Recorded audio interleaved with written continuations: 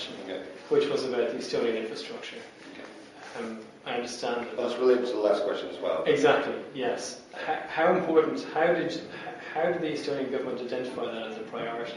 How was it so obviously a building block? Well, first of all, I don't think the Estonian government identified anything. I think it was there was a loose group of people who were not even a group but found each other later on. But I'll tell you about my thinking because I was one of the people involved. But basically, sort of despairing of making the leap of 50 years of underdevelopment or backward development under Soviet rule with really, I mean, we were still using telephone interchanges from the 30s. We had nothing, basically. And looking at the sort of the steel and concrete infrastructure, we knew that it would take years and years and years to get to where Western Europe was. On the other hand, we were at the beginning of the internet sort of revolution. In fact, there was no real internet at the time. I mean, Mosaic was just invented sort of in the early 90s, and this was the early 90s.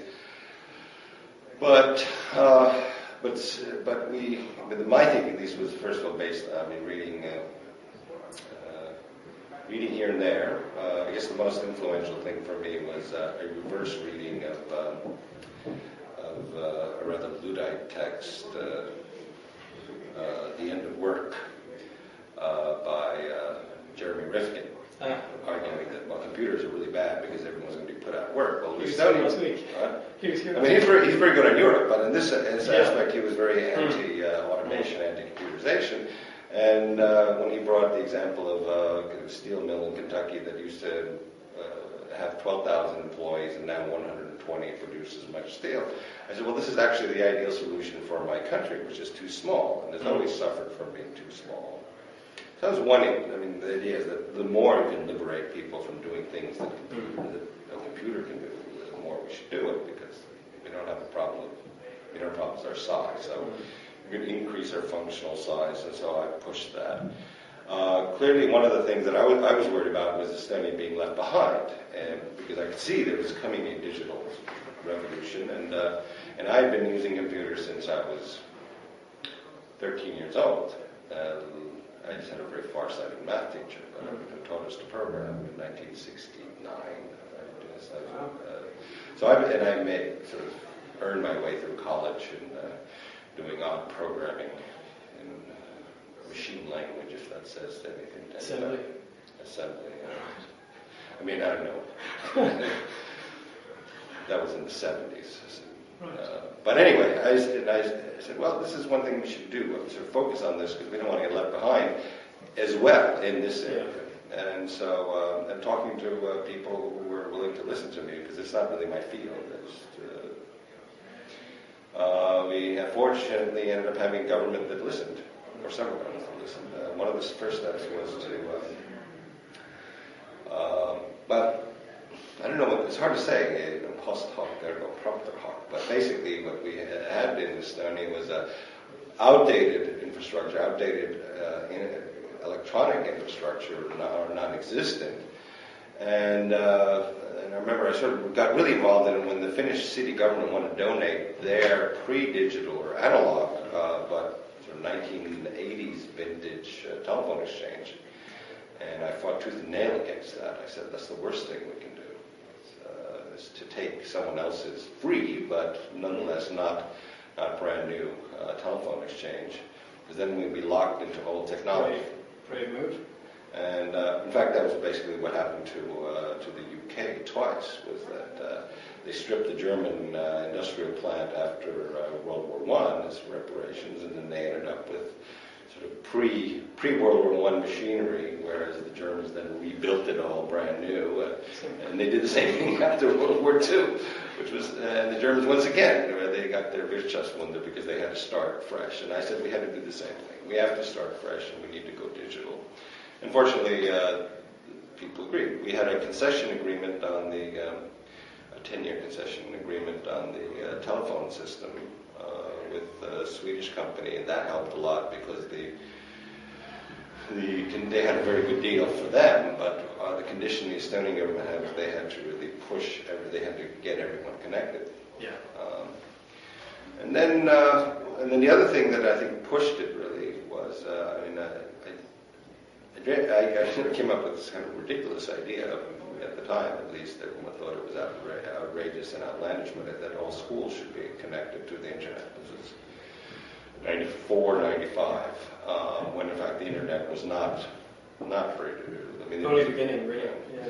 But I sort of proposed this idea that we should do this, and of course, about 95% of the press was saying, I'm an idiot and I'm stupid, and the teachers were all against it. But fortunately, a few people were for it, and what we ended up doing with the then Minister of Education is we dreamt up this thing we called the Tiger Leap. It's the Celtic tiger. We want to be a tiger. We want to take a leap over the sort of the intermediate stages, and we offered basically we said we'd match any school that wanted to put in money. We'd give half the money to computerize and have a computer lab. And the few fanatics that were in the country did it. And then, of course, the greatest motivator of human beings, envy, kicked in immediately. Were neighboring towns or communities or parishes that had no idea what the internet was, but they were angry that the guy people had it. And they said, we want that internet too, whatever the hell it is. And so that's how that spread fairly quickly. So by 1997, I think we had about 98% coverage of the schools had it. So that went fairly quickly. And from there on, it took off on its own. Now, other things, one of the things that really helped was the banks. The banks realized very quickly that the huge operating costs of bank branches all over was something that was hindering their development. And so they started a program together with the Tiger League to actually teach people to use the internet, because they went over very early to internet banking, and our internet banking was very sophisticated.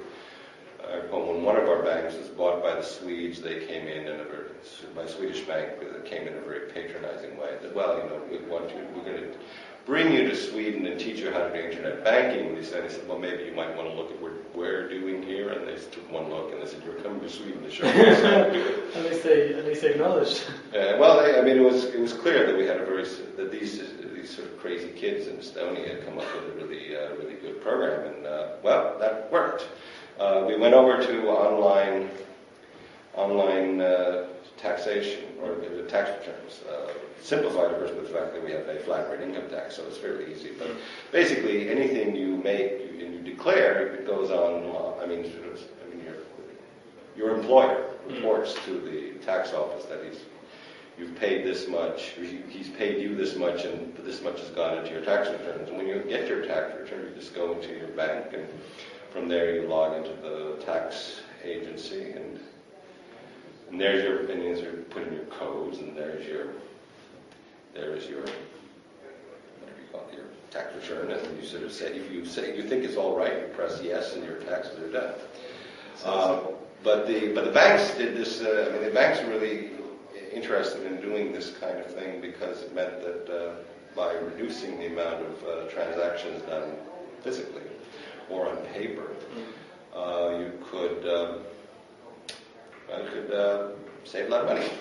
And so they shut down a lot of bank branches by getting people to go on the internet, and basically now it's 96% in bank transactions. Of course, it's so high because most transactions, of course, are business. It's B2B, right? Yes, yes. Yeah. But nonetheless, I haven't been in a bank except to sign for a loan in the past 12 years. Saving your bank a lot of money. That brings us on to question 2. One more thing that we did, which was very important in terms of infrastructure, which is, I'm using my ambassador because I don't have my wallet with me, but we have a smart card ID chip.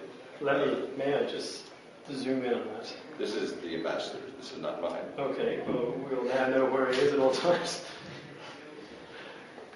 Excellent, got it. It's got a chip on here, and it is a universal ID card that we have. Works on a 128-bit binary key code. So secure. Very well. The secure